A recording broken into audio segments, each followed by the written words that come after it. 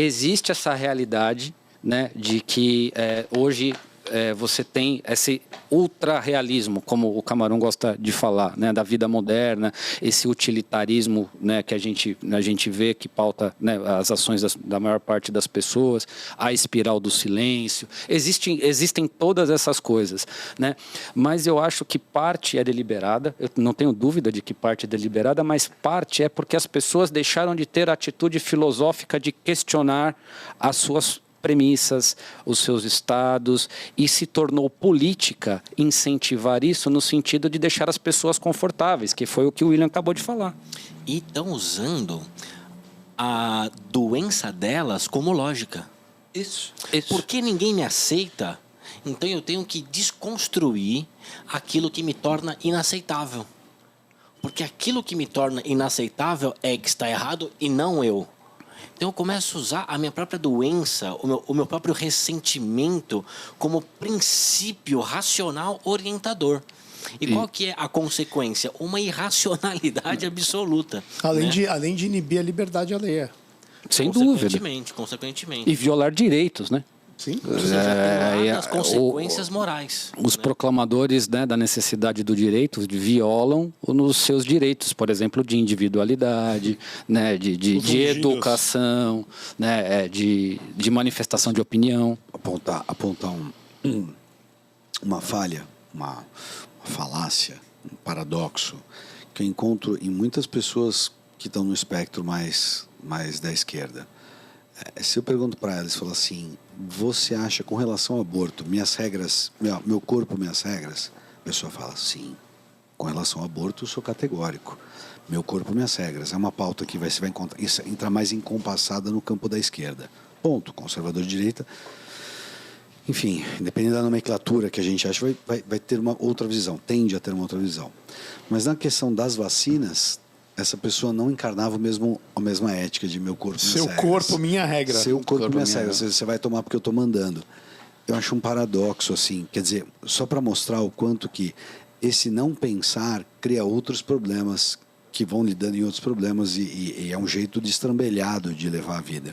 E isso, do ponto de vista prático, nós estamos falando de coerência, né? Coerência individual, né? Sinceridade em relação aos teus sentimentos e coerência.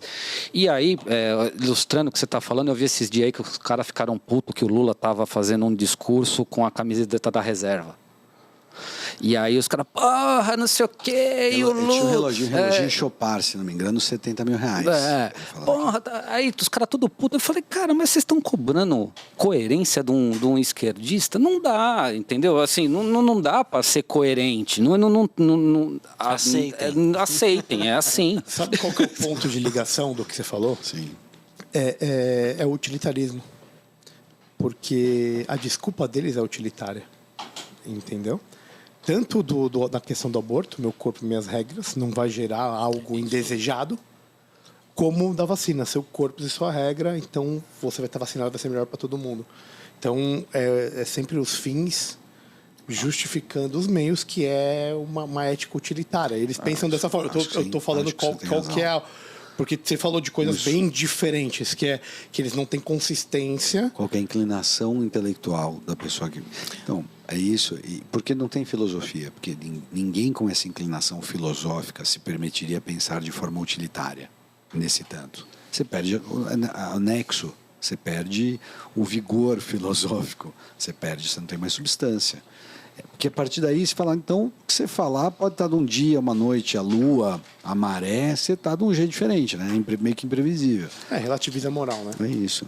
E isso é muito parte da desorientação que as pessoas tanto, né, afetam sintomaticamente hoje, né? De propósito, de sentido, né? Não é à toa que, se você entra num aeroporto lá e você vai ver os livros mais vendidos, são tudo livros para...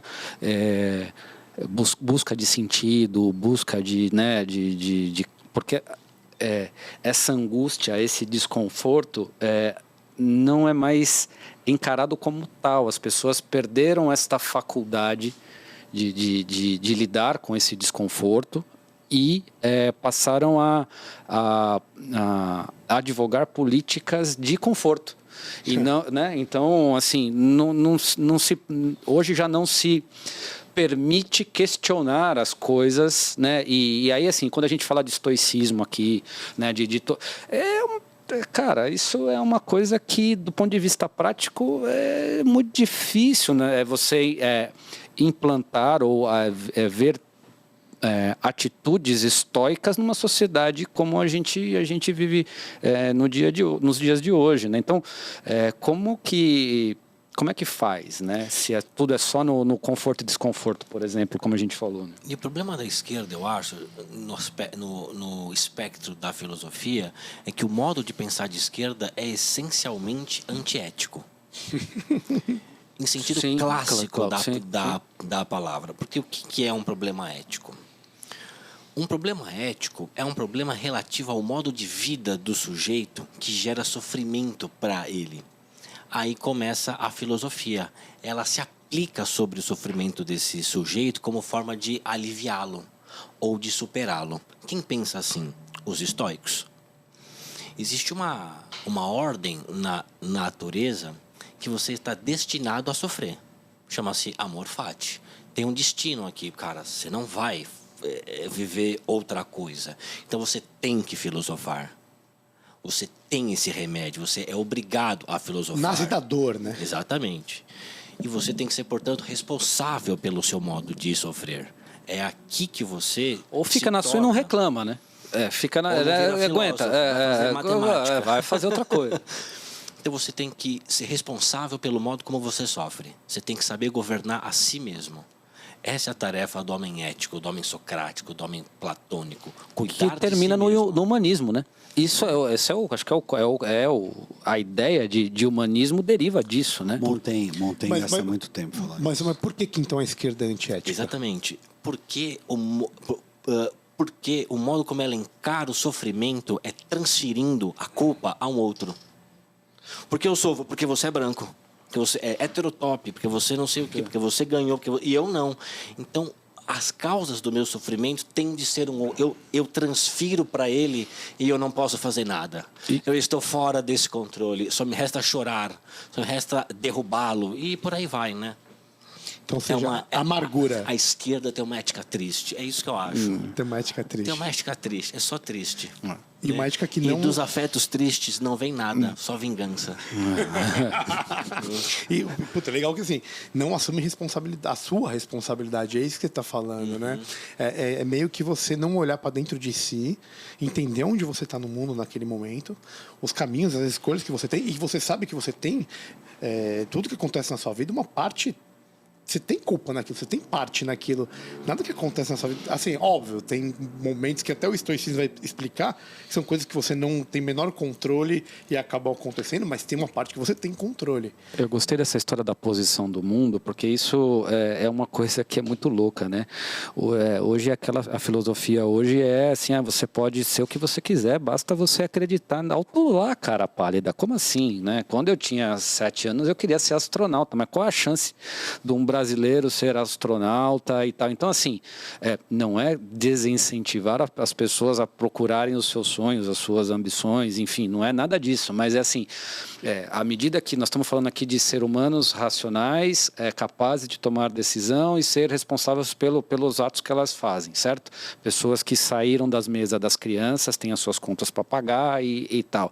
Existem coisas que não são mais possíveis que você faça, né? Então, assim, não adianta você ter um ressentimento, né? Você tem 50 anos, mora com a sua mãe, né? E aí você acha que você vai ser o próximo Shakespeare, né? E aí você tá lá, ao invés de, sei lá, cara, vender água no farol, fazer alguma coisa, arrumar um emprego, dar aula, sei lá, se capacitar, fazer um curso técnico, não.